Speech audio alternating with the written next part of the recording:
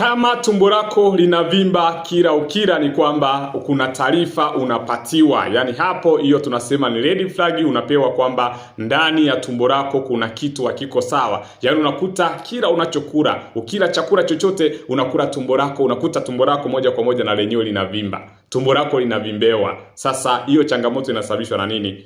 Nisikilize hapo chini kwenye comment ili uweze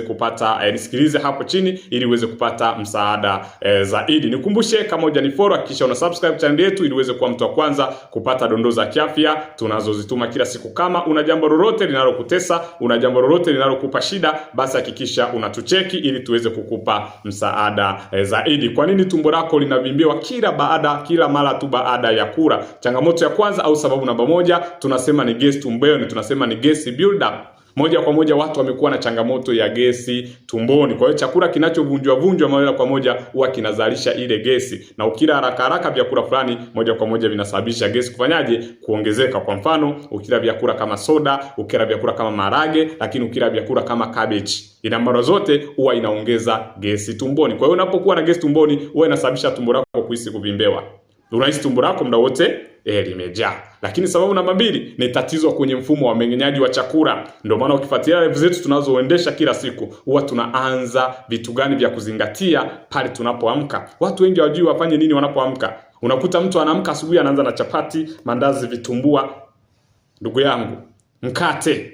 Neno mkate, ongeza neno mkate hapo chini. Kila siku unatumia hivyo vyakula, chai ya rangi. Mfumo wako usagaji wa chakula unashindwa kufanya kazi vizuri. Ukiwa na changamoto kwenye mfumo wako mmeng'enyaji wa chakula, ni hatari kwa afya yako. Kwa hiyo unakuta chakula kisagiki vizuri na unahisi umejaa muda mrefu. Hii inaweza kuwa ni dalili ya tatizo la tumbo moja kwa moja. Asidi nyingi tumboni, acid reflux.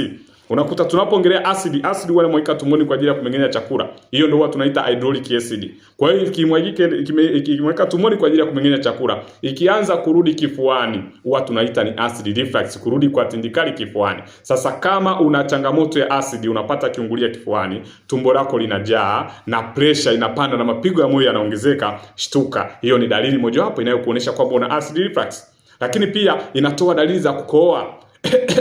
Unasikia kama unakohoa, unahisi kitu kama kinakukaba, unahisi kula chakula kishuki vizuri tumboni. Lakini sio hivyo tu, masikio yanapiga kelele, unahisi kuchanganyikiwa. Ni kwa nini unahisi kuchanganyikiwa? Kwa sababu asidi inachoma vagus nerves. Masikio yako yanapiga kelele au unasikia kama filimbi. Hiyo ni changamoto kubwa ambayo imeashiria kwamba una asidi nyingi tumboni. Unacheua. Unapata pengine sauti yako inakwaruza.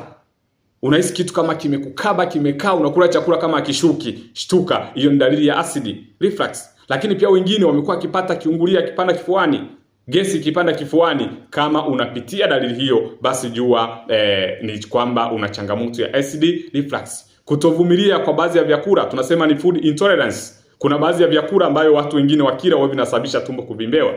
Au kila maziwa na vyakula fulani tumbo unahisi linavimbiwa. Kwa mfano lactose intolerance.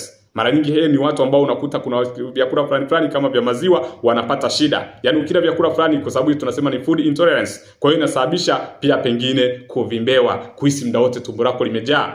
Na kuna wetu unakuta tumbo limejaa na hawezi kujigeuza kabisa hivi. Na akijigeuza anapata shida. Huyo mtu hapati choo. Na unakuta huyu mtu anakuwa na tumbo, unaweza ukazani ni mjamzito. Kumbe sio mjamzito, ni tumbo limejaa. Hiyo ni changamoto nyingine inayosababisha tumbo kujaa. Food intolerance, lactose intolerance moja kwa moja. Lakini pia vidonda vya tumbo, ulcers. Vidonda vya tumbo, ulcers. Watu wengine wana changamoto ya madonda ya tumbo. Unapokuwa na madonda ya tumbo inasababisha tumbo lako kujaa. Tumbo lako kuvimba. Tumbo lako muda wote limejaa. Yaani huwezi kufanya chochote. Unapata mpaka maumivu ya tumbo. Hiyo ni dalili nyingine ya madonda ya tumbo, ni dalili ni sababu inayosababisha tumbo lako kuvimbewa kila mara baada ya kula. Hapo unapata maumivu ya tumbo plus kujaa gesi. Wakati mwingine unapata kichefuchefu. Pengine unapokula kingine kinashuka, unatapika. Hii ni peptic ulcer disease, PUD, ambayo imekuwa ikisababisha watu wengi kupata changamoto za kiafya.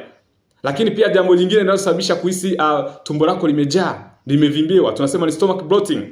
Huwa inasababishwa na ini kushindwa kuchuja sumu vizuri, ini kuanza kufeli. Kwenye video ambazo nimeshapita tumeshaongelea dalili zake. Na watu wengi wamekuwa wakipitia dalili hizi na hawafahamu kabisa changamoto nini. Hakikisha unacheki ini yako, inasababisha tumbo lako kuvimbewa. Na tena ikiambatana na maumivu ya upande wako wa kulia juu ya tumbo, unapata maumivu hapa, ni hatari. Unatakiwa uanze kuchunguza shida ni nini. Inaweza ikawa ni nini. Sasa kuna dalili zipi ambazo utakiwa kuzipuuza? Dalili ya kwanza, tumbo linauma sana. Yaani tumbo linajaa alafu linauma sana, ni hatari.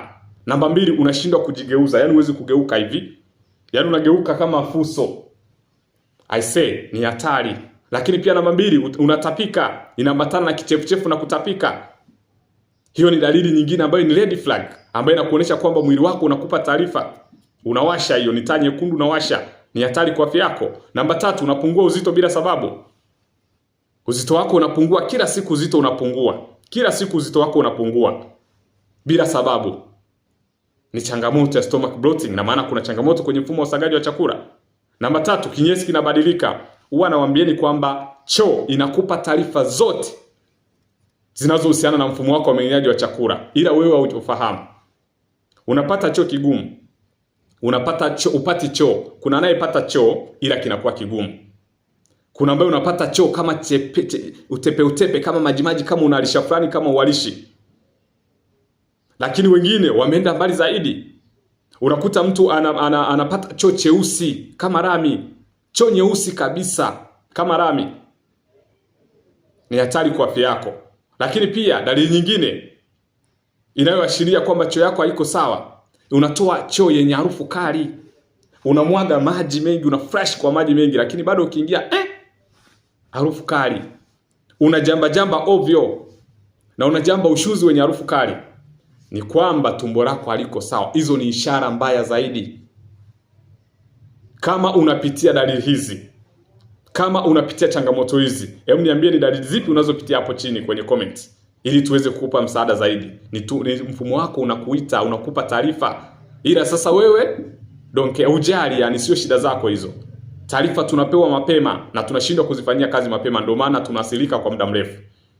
Hakikisha unabadilika. Kama utakuwa na changamoto yote ya kiafya, basi usiache kututafuta ili tuweze kukupa msaada zaidi. Kama ni mara ya kwanza kufuatia channel yetu, basi usubscribe na comment ili uweze kuwa mtu wa kwanza kupata dondoo za kiafya tunazozituma kila siku. Karibu na Mungu akubariki.